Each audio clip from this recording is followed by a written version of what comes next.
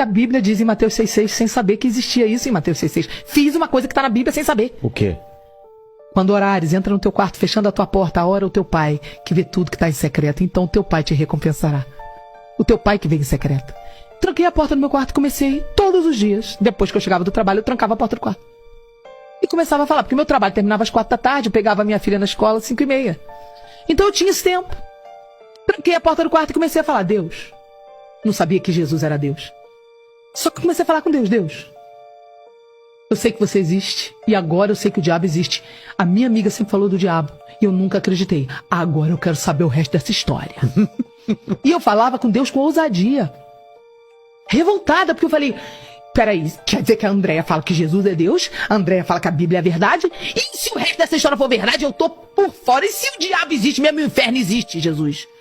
Não falei de Jesus, né? Falei de Jesus agora. Eu falei, Deus. Eu não acreditava em Jesus. Aí eu falei, eu quero saber a verdade. Mas eu comecei a falar isso todo dia. Todo dia. Eu fiquei por 15 dias fazendo isso. Um dia, depois de 15 dias, se eu chorar, vocês não se assustam, porque é difícil contar, porque eu tenho que lembrar, e se eu lembrar, às vezes eu revivo, então dá vontade de chorar. Então se eu chorar, vocês não se assustem não, tá bom? Vou tentar contar sem chorar. 2 semanas mais ou menos, eu não lembro exatamente quanto tempo, foi de 10 dias a 15, não sei quanto tempo. Eu estava sentada na minha cama, encostada na cabeceira da cama, com as pernas esticadas, vestida para dormir. Minha filha dormindo, eu no meu quarto sozinha. Esticada, eu tinha uma cama de casal, esticada com a coberta assim na cintura. E um caderno que eu tinha de desabafo. Eu sempre tive cadernos de desabafo. Fiz terapia há anos. Então eu estava escrevendo uma carta para Deus. Eu já estava cansada de falar e eu comecei a escrever, não falar. E eu comecei a escrever, Deus, eu quero saber a verdade. No que eu comecei, vou falar, vou começar a lembrar. Eu comecei a sentir uma presença dentro do quarto. Aquela presença era uma presença muito sutil, porque ele anestesia você. Quando o sobrenatural é muito violento, Deus te anestesia. Senão você morre. Era como uma anestesia no ambiente. Eu comecei a sentir uma presença e comecei a ouvir uma voz que parecia do meu pensamento. Deus também pode trabalhar dessa forma para não te assustar. Porque 3 vozes podem falar no teu pensamento. A voz de Deus, a voz da tua consciência, que é a alma, e a voz do diabo, pode te setar. Então por isso é o mais difícil da vida cristã discernir qual das vozes sempre. Né? Todos os dias pode acontecer com a gente. Até Pedro, do lado de Jesus, foi setado. Jesus repreendeu Pedro, né? Então nós vamos ser setados. Não podemos achar que estamos imunes a isso. Então eu não sabia nada disso que eu estou te contando. Estava ali e uma voz começou a falar suave. Eu sou. Eu sempre fui. Eu sou um homem sério. Eu sou isso, eu sou aquilo. Eu comecei a ouvir e eu não percebi que não era meu pensamento. Eu continuei escrevendo a carta e conversando com essa voz. E a voz falando dentro da minha cabeça. E eu conversando com a voz, escrevendo a carta e a voz ia me respondendo. Eu tenho essa carta até hoje. Eu tenho esse caderno até hoje. De repente, no final da carta, a voz sai para fora. Eu não consigo explicar isso para vocês, por mais que eu tente explicar. Porque não dá, não é uma experiência que dá para transmitir, é uma experiência que você tem que viver. A voz sai e a voz fica em todo o quarto e em todas as minhas células ao mesmo tempo. Não me pergunta como é isso, eu não consigo te explicar isso. A sensação é como se você tivesse perdido num parque de diversões e a voz do teu pai, você conhece a voz do teu pai? Sim, claro. Chamasse você no alto-falante.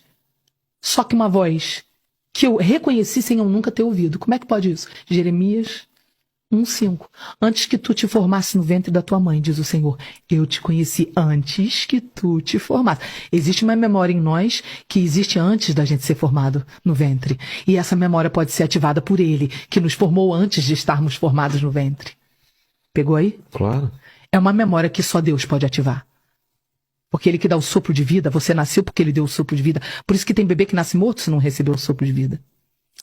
Aí é que o negócio ficou forte, porque Ele me chamou. Ele saiu pra fora, aquela voz, e falou, Sara. Quando Ele falou Sara, todas as células ouviram. Eu reagi em todo o meu ser. Eu ouvi a voz dentro do quarto e dentro da minha cabeça. E tudo era mais forte do que qualquer coisa que eu já ouvi na minha vida. Só que aquela voz, ela vinha de um lugar dentro do quarto. Como se Ele estivesse em pessoa dentro do quarto. Obviamente eu não vi, não era uma visão, mas Ele estava ali, como se fosse uma pessoa presente. Eu imediatamente fui me encolhendo em posição fetal e rolando, caindo por cima eu caí no chão. O choro era um choro que não dá pra... Eu não consigo reproduzir o choro. Se eu tentar fazer uma cena de atriz, eu não consigo. Porque era um choro que todo o meu corpo se contorcia, minhas entranhas se contorciam por dentro, meu músculo foi contraindo. De modo que o meu diafragma, eu fui parar no chão e eu senti aquela presença dele como se fosse física, se aproximando e falando comigo. Ele foi falando assim, ele foi me respondendo todas as perguntas, que ele era Deus, que ele havia vindo à Terra como homem, que ele havia morrido na cruz, que ele havia ressuscitado dos mortos, que a Bíblia era verdade. Todas as perguntas que eu fazia durante aqueles dias. Ele foi me falando e ia se aproximando, e eu fui sentindo aquela presença se aproximar, como se fosse a gente se aproximar da fogueira. Sim. Você vai se aproximando da fogueira, chega um limite que você ainda não tá tocando no fogo, mas você não consegue dar mais nenhum passo, Sim. porque ele começa a arder de queimar. É. Era uma sensação parecida, mas não era fogo, era amor consumidor. Eu não consigo explicar isso pra você tem que viver isso. Eu não consigo te explicar o que é isso que eu senti. Era amor consumidor. Eu sei o que você fala. O amor, se eu lembrar, eu vou chorar. Eu tenho que tentar. Eu senti alguma coisa parecida, esse calor É um amor que parece calor e não é calor, e ele te consome como calor e não é calor. E você começa a se ver tão pequeno, você começa a olhar pra você e falar: quem é você? Quem sou eu pra você falar comigo? Eu não sou digno. Você entende em um segundo que você é pecador e que ele é santo. Tudo em um segundo foi respondido pra mim. E aí ele falou, foi a última coisa que ele falou assim: agora, aí foi a frase última que ele me disse. E eu chorava de uma forma que o meu músculo do diafragma veio parar em cima e não voltou mais. Eu não conseguia mais fazer isso aqui, ó. Quando você chora, tenta reproduzir isso aqui, ó. Vê se o seu diafragma chora. Faz uma brincadeira como se fosse criança chorando. Ó, não sobe o diafragma? Então, quando ele sobe, você volta pra depois tomar ar. O meu diafragma subiu, colou, não descia mais. Tal era a intensidade do choro. E não descia mais. Aí ele falou assim: agora eu vou parar de falar com você, mas eu vou ficar aqui. Mas eu vou precisar parar de falar, e disse essa palavra aqui, ó. Porque o teu coraçãozinho, ele falou no diminutivo, o teu coraçãozinho não está aguentando. Mas eu vou deixar o meu Espírito Santo aqui. Eu não sabia o que era Espírito Santo, eu nunca tinha nem ouvido falar, não sabia o que era isso.